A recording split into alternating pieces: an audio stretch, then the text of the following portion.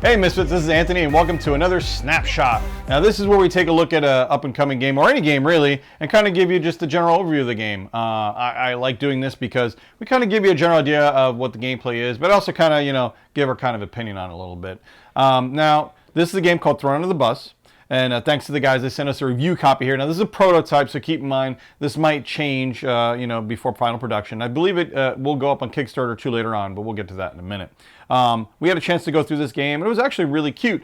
Now, first thing is the theme. Thrown Under the Bus is a theme about, well, basically throwing your coworkers under the bus. I mean, I haven't done that personally. I hear it's a popular thing. Have you done that, buddy? Oh, definitely. Oh, okay. Well, yeah, Tom's a little more black-hearted than me, but yeah. So basically, you're essentially trying to get ahead, and doing that, you have to basically throw your other coworkers under the bus. Now, this game is cleverly disguised. Actually, it's kind of a little bit of a math game. And before you get turned off or whatever, just keep in mind that math is not all bad. We use math all the time, right? It's simple math. It's simple math. So, I mean, as long as you're good with simple math, you're cool. If not, I'm sure there's a calculator app on your phone.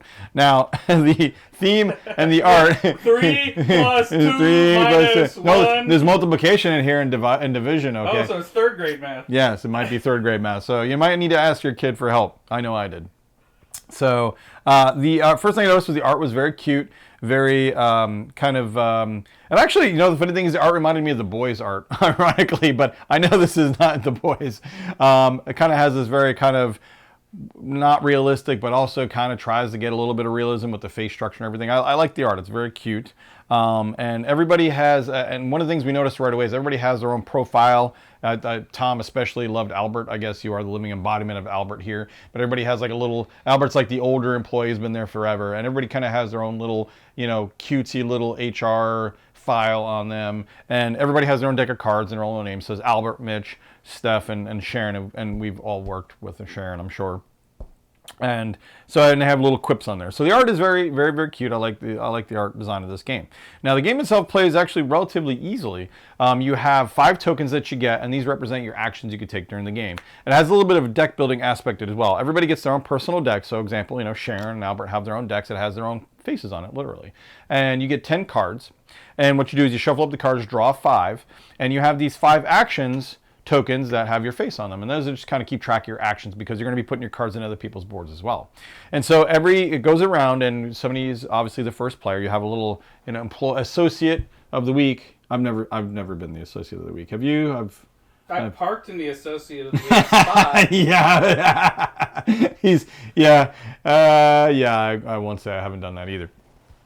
So the associate of the week is the first player.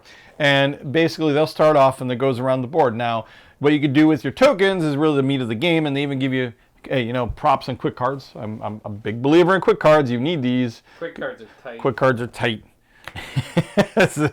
Super easy, barely an inconvenience. I don't know if we could steal that. Is that a reserve tagline now? Can we even steal that now? Yeah. Yeah. So you can basically do one of these 4 actions.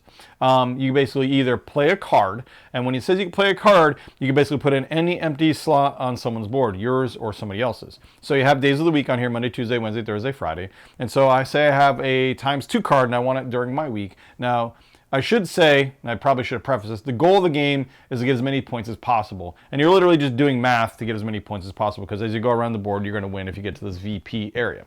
So obviously positive points are going to be what I want to put on my board. So I'm going to put like the ×2 on my board right here, and then a +1. So what's +1 × 2, buddy?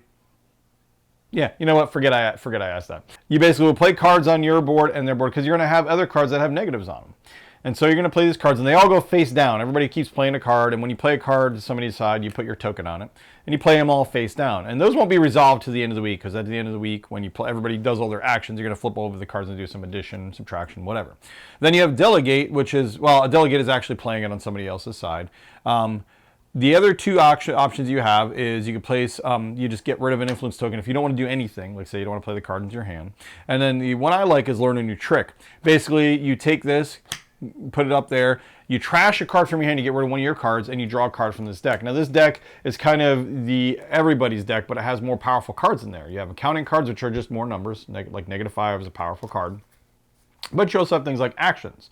So you'll have, if the day before is an accounting card, reverse it, then discard this card, even if no card was reversed. So it changes things up. So it gives you a little bit more to do. So you either get more math cards, or you get, and more powerful cards, or you get actions where you can, screw somebody over. Can I say that? I could say that, right? Yeah.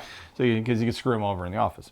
Now, basically, you're going to be either doing one of those 5 actions, putting cards down, getting new cards. If you ever run out of cards to draw back up to 5, because you're always going to be drawn back up to 5, like a deck builder, you'll be drawing back up, from your deck and reshuffling it if you run out of cards. So at the end of the week, you flip the cards over when everybody's actions are done, and you do the math. You literally do the math, and then whatever number you have is what your token goes up by on the scoreboard. So say by the end of the week I have 8 points, so I will go up 8 points on the chart. 1, 2, 3, 4, 5, 6, 7, 8. Very simple, right?